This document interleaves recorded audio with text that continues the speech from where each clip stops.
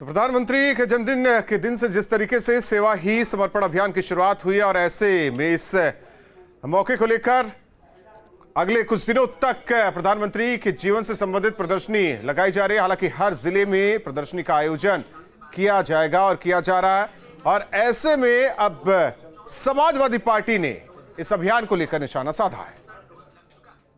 उत्तर प्रदेश में भारतीय जनता पार्टी की सरकार और भारतीय जनता पार्टी के नेता कुछ भी कर लें, चाहे कितने भी हथकंडे अपना लें, लेकिन उत्तर प्रदेश की जनता ने भारतीय जनता पार्टी की सरकार में जो दर्द झेला है 4.5 साल तक, अब 2022 के चुनाव में यही उत्तर प्रदेश की जनता भारतीय जनता पार्टी को सत्ता से उखाड़ के फेंक देगी और समाजवादी पार्टी को आशीर्वाद देगी।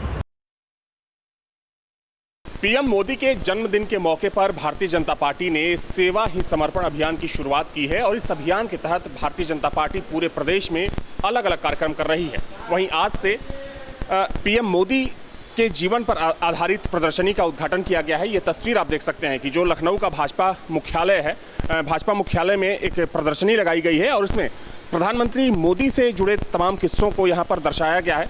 अहम बात यह है कि खुद सीएम योगी और जो इलेक्शन के प्रभारी बनाए गए हैं धर्मेंद्र प्रधान, उन्होंने इस प्रदर्शनी का उद्घाटन किया है।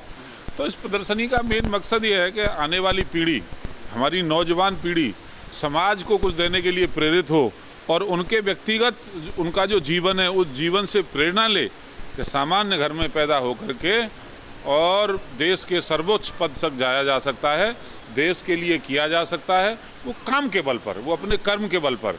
ये जो प्रदर्शनी लगाई गई है, इसका मकसद ये है कि लोग ये जानें, ये समझें कि एक राष्ट्रभक्ति क्या होती है। जिस तरह से मोदी जी एक राष्ट्रभक्त की प्रतिमूर्ति हैं और उन्होंने एक बहुत सामान्य परिवार में जन्म ले करके जो उनकी जो राष्ट्रवाद की भावना थी, जो मातृभूमि के प्रति जो प्रेम था, उसको लेकर के और जो उनकी लगन थी और उनकी जो सेवा थी, उसको लेकर के प्रारंभ से ही किस तरह से वो यात्रा करते हुए और देश के प्रधानमंत्री बने। अगर हम बात करें तो प्रधानमंत्री मोदी के पॉलिटिकल करियर के साथ साथ प्रधानमंत्री बनने के बाद उन्होंने किस तरीके से कई विकास की योजनाओं को शुरू किया, उनको भी इस प्रदर्शनी में दर्शाया गया है। हालांकि इस प्रदर्शनी को लेकर विपक्ष का ये आरोप है सरकार पर और भारतीय जनता पार्टी पर कि सरकार सिर्फ इवेंट करना जानती है।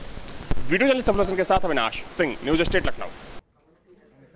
लखनऊ में केंद्रीय मंत्री के रिश्तेदार पर हुए हमले मामले में लोगों का गुस्सा बढ़ता जा रहा है। हालांकि थाने तक लोग पहुंच गए और सरोजनी नगर थाना क्षेत्र में ट्रांसपोर्ट नगर चौकी इंचार्ज के खिलाफ प्रदर्शन भी लोगों ने किया है। पुलिस चौकी की कार्यशैली पर सवाल खड़े किए गए। 5 सितंबर को बदमाशों ने सूरज राउत पर जानलेवा हमला किया था, लेकिन इस मामले में अभी तक किसी की गिरफ्तारी नहीं हुई है।